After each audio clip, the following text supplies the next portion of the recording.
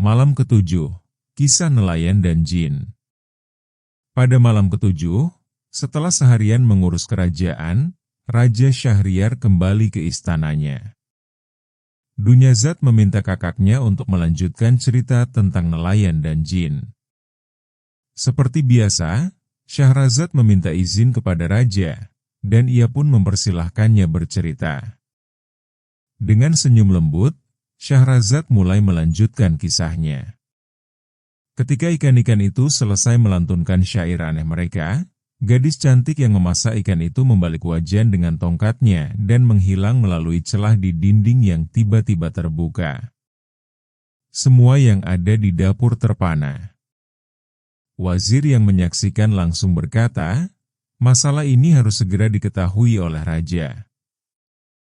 Tanpa menunggu lama, Wazir menghadap sang raja dan menceritakan keanehan yang baru saja dilihatnya.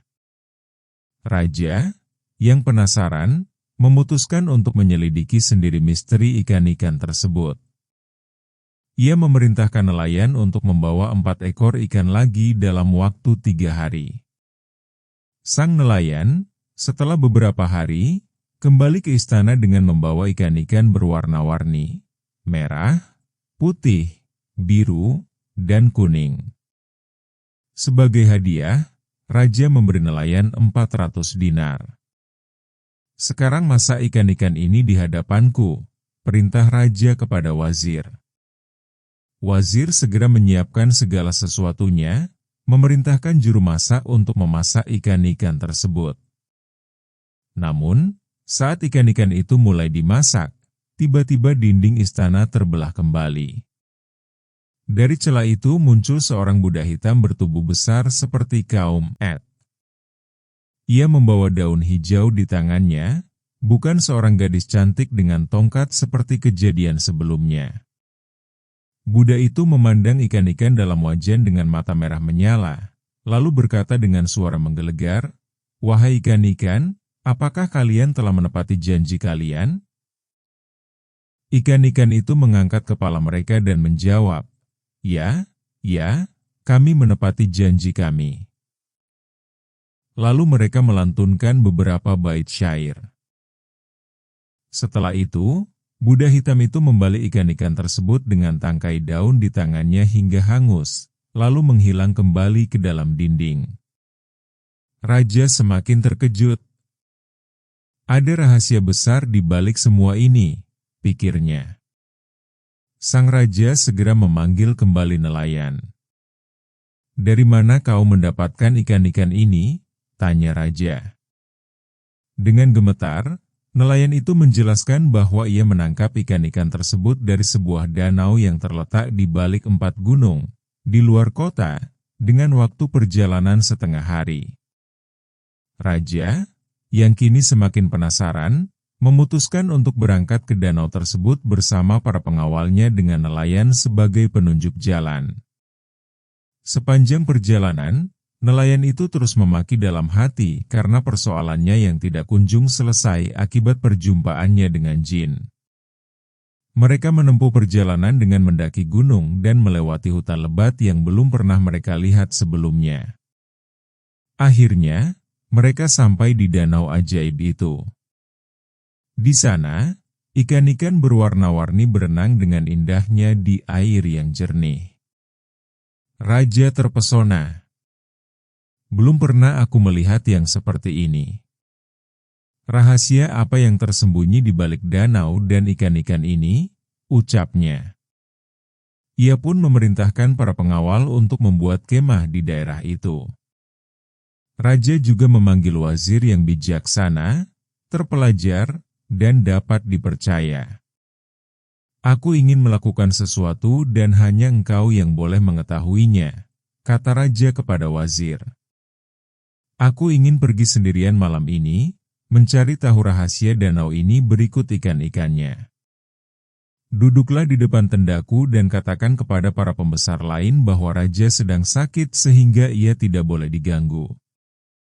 Jangan beritahukan kepada siapapun tentang hal ini." Wazir itu tidak kuasa menghalangi perintah sang raja. Pada malam hari, Raja berganti pakaian, dan dengan pedang di pinggangnya, ia meninggalkan kemahnya dan berjalan sendirian tanpa pengawal. Ia berjalan sepanjang malam, naik turun gunung hingga pagi. Pada siang hari, raja terus berjalan melalui daerah yang panas terik, dan terus berjalan hingga malam. Saat pagi tiba, di kejauhan ia melihat sebuah benda hitam besar. Mungkin aku bisa menemukan seseorang yang dapat menjelaskan tentang danau dan ikan-ikannya di sana, gumam sang raja. Ia bergegas mendekat, dan sesampainya di sana, ia melihat sebuah istana besar dari batu hitam yang berlapis besi. Salah satu pintunya terbuka. Raja mengetuk pintu, namun tidak ada jawaban. Setelah mengetuk beberapa kali tanpa hasil, ia memutuskan untuk masuk, karena merasa istana itu kosong tidak berpenghuni. Di dalam istana, raja menemukan ruangan yang indah, penuh dengan permadani, kasur sutra, dan air mancur yang dikelilingi patung-patung singa emas. Namun, tidak ada satupun orang terlihat di sana. Raja pun duduk termenung, memikirkan segala keajaiban yang telah terjadi. Tiba-tiba, ia mendengar suara ratapan pilu yang melantunkan syair dari balik sebuah tirai. Raja mendekati suara itu dan menyingkap tirai. Di baliknya, ia melihat seorang pemuda tampan duduk di atas ranjang. Raja pun langsung memberi salam kepadanya. Ia menjawab salam sang raja dan berkata, "Tuan, hamba mohon maaf karena tidak berdiri menyambut Tuan," kata pemuda itu. Raja yang penasaran segera bertanya, "Wahai pemuda, ceritakan padaku, apa yang terjadi padamu hingga engkau menangis seorang diri di sini? Dan apa rahasia di balik danau serta ikan-ikan aneh itu?" Mendengar pertanyaan sang raja, mengalirlah air mata si pemuda.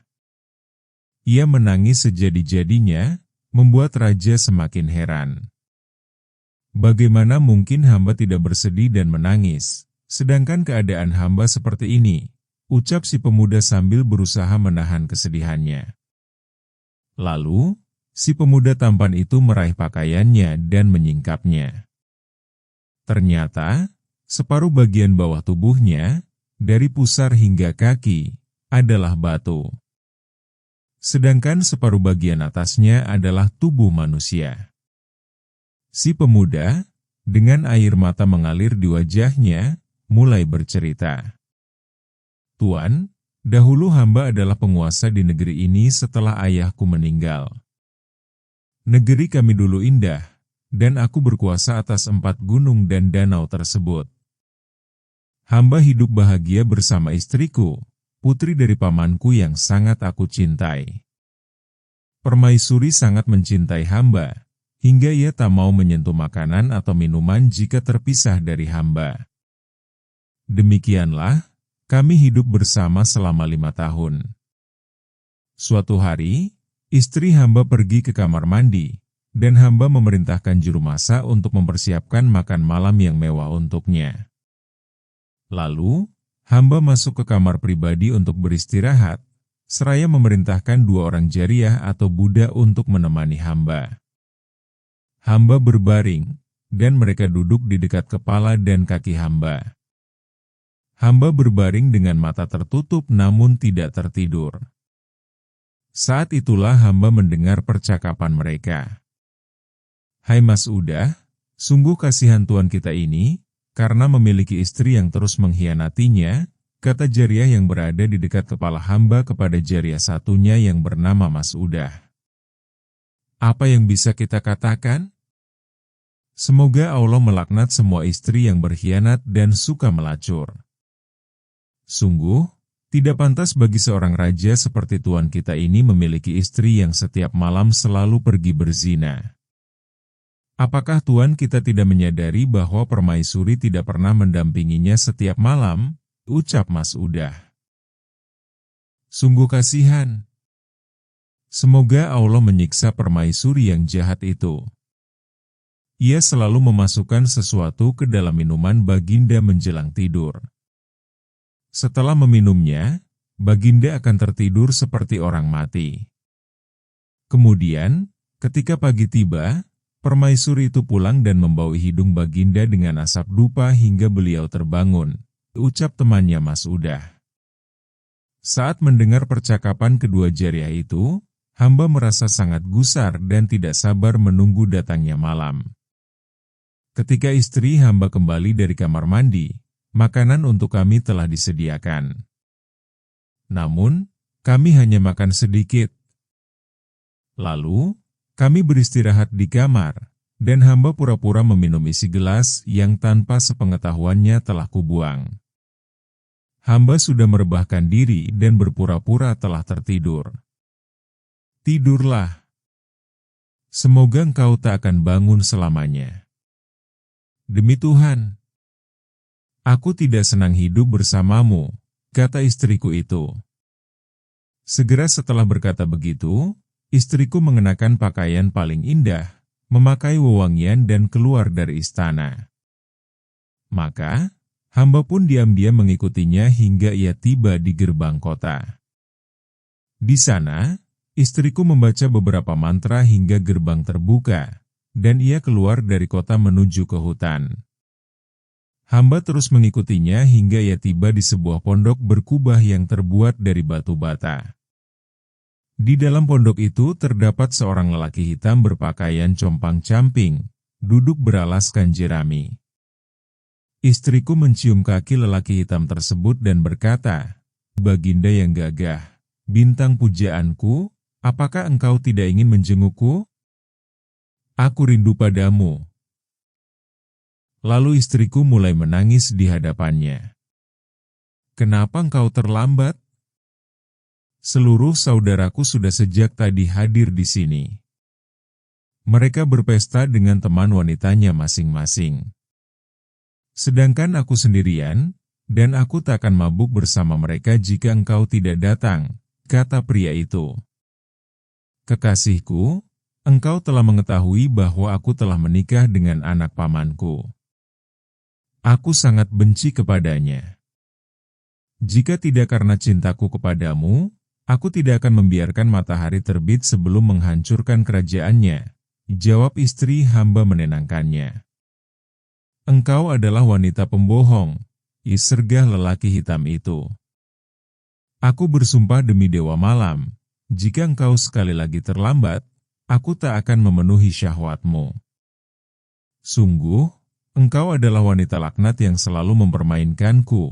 Apakah aku hanya sebagai pemuas nafsumu?" Saat melihat dan mendengarkan percakapan mereka, dunia seakan gelap dalam pandangan hamba. "Wahai kekasihku, belahan jiwaku, jika engkau memusuhiku, maka siapa lagi yang kumiliki? Jika engkau mengusirku, kemana aku akan pergi?" kata istri hamba sambil menangis dan memohon ampun kepada lelaki hitam itu. Setelah berhasil meredam amarah kekasihnya itu, ia melepas pakaian luarnya. "Kekasihku, apakah engkau mempunyai sesuatu yang bisa dimakan?" tanyanya. "Bukalah mangkok besar itu." "Makanlah sepuasmu," kata si lelaki hitam dengan ketus. Ketika istri hamba membuka mangkok besar, ia menemukan sisa-sisa tulang tikus. Lalu, ia memakannya dengan lahapnya. Di dalam kendi itu ada sedikit hamar. "Minumlah," kata si lelaki hitam lagi. Kemudian, istri hamba meminum hamar. Setelah mencuci tangan, ia mendekati si lelaki hitam, melepas pakaian, dan berbaring di sampingnya. Keduanya berpelukan. Melihat itu semua hamba menjadi hilang kontrol dan segera turun dari atas kubah. Hamba segera menarik pedang yang hamba bawa dengan tujuan untuk membunuh mereka berdua. Pertama hamba menebaskan pedang itu ke leher pria hitam itu dan mengira ia telah mati. Tidak terasa, fajar mulai menyingsing dan Syahrazad memotong ceritanya untuk dilanjutkan pada malam selanjutnya. Ketika pagi sudah sempurna, Raja Syahriar berangkat ke Balairung Kerajaan, mengurus pemerintahan hingga Balairung Kerajaan ditutup pada sore hari. Kemudian, Raja Syahriar kembali ke istana.